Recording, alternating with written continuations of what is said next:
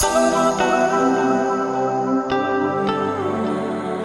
so we are trying like the alcoholic beverages at Koi signature today. So yeah, he's trying the rum and raisin. I'll be trying the Bailey's Earl Grey.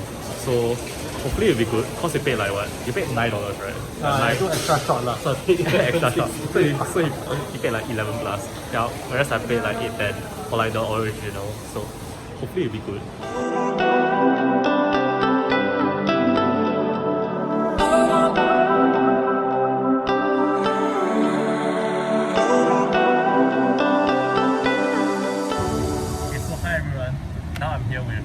Samuel.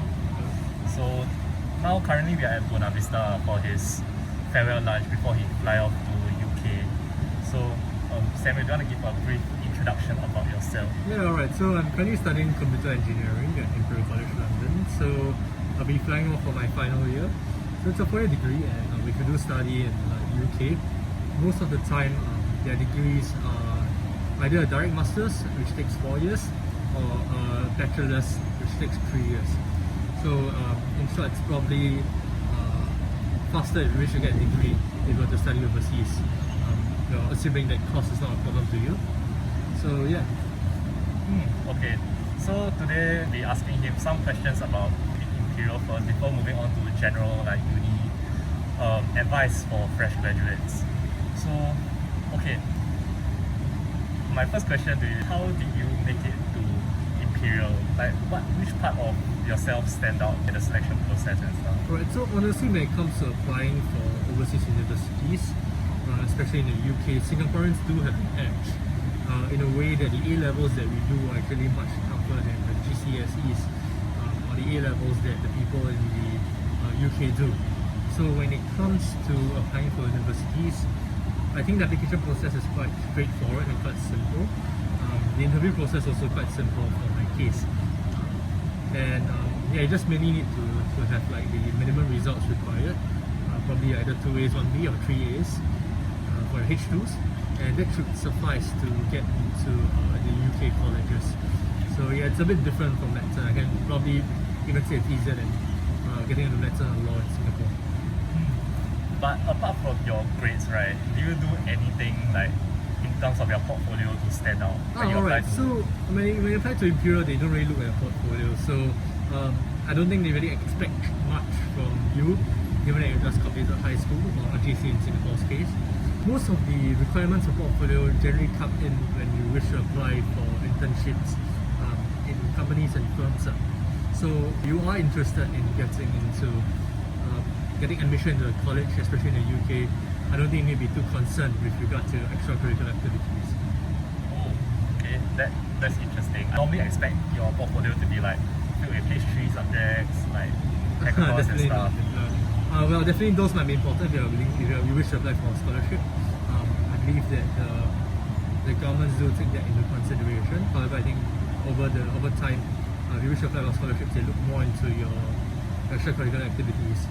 Of course, this contradicts what I said previously, because what I said previously was with regard to UK universities, so they mainly just look at your academic results. So I think when it comes to applying for scholarships, the government as a whole looks at your holistic development and how well you perform in other areas apart from academics. Okay, next question.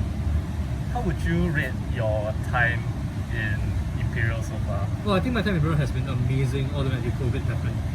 So like personally, I think when it comes to college experience, it's less about the content that you learn in school. But what's more important about education overseas, it's mainly the friends you make, the context you get, as well as the experience you have, especially when you travel out of UK to Europe.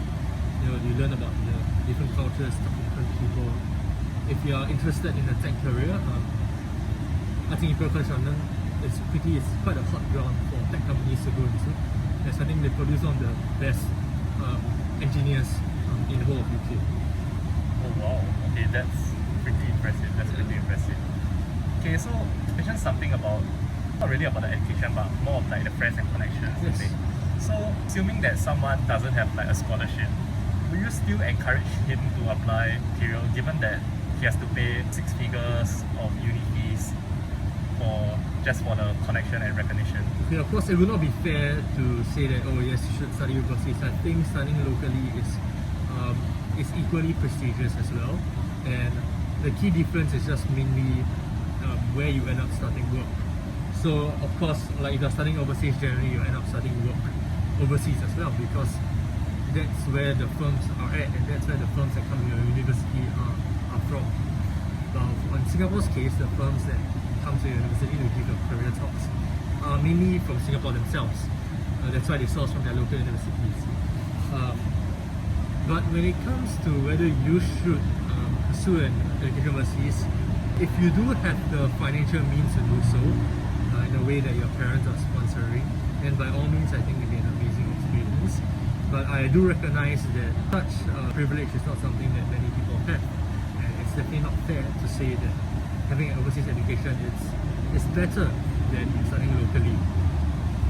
So my recommendations for those who end up studying locally is that if possible, go for an exchange program to some of the overseas universities to get to know what it's like to live independent overseas, as well as to gain some contacts with the companies that visit your exchange university to give their career talks. In the event that getting to an overseas university for exchange program is difficult, especially during such times like with COVID and all, you can definitely start off with your job in Singapore, if possible work in MNC, and see whether you can get posted out after 3 to 4 years, whether you can transfer to a different country to have the experience.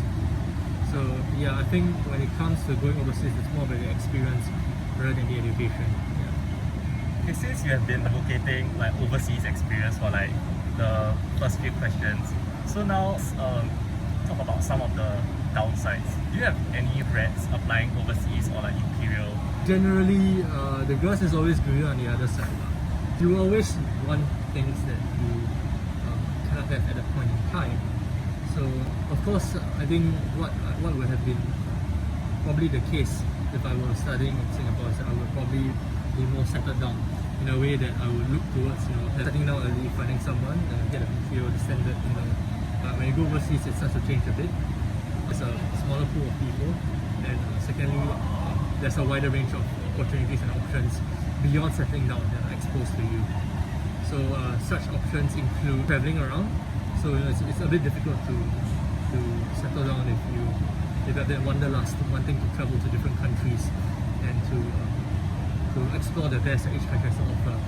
So personally, that has been something that I've been dealing with, I guess, in a way. It's a fairly good thing. It's a happy problem, whereby I get to travel a lot. And I even have my own website that's now all my travels as well as itineraries. Yeah, so attach his website over here. Attach his website, yes. Yeah. So do visit his website also. Yeah. And but I think because I spend most of my time traveling, I find very little time other interests and other hobbies. And sometimes I do find myself struggling with some concepts I have in school as well. So yeah, there are trade-offs. Yeah, so from what I understand, you really have to know your priorities or like in this case, prioritize your stuff like differently if you want to study overseas, because decision you make, there's bound to be like sacrifices. So it depends on what you would like to sacrifice if you want to go overseas, be it like social life, your friends and families in Singapore. So that's actually a big consideration. Yeah, if you want to apply overseas. That's it for this segment regarding frequently asked questions about Imperial College. Yeah, frequently asked questions. So, okay, stay tuned for part 2, whereby he will talk about advice he will give to some freshman advice from an experienced student. Right, thank you.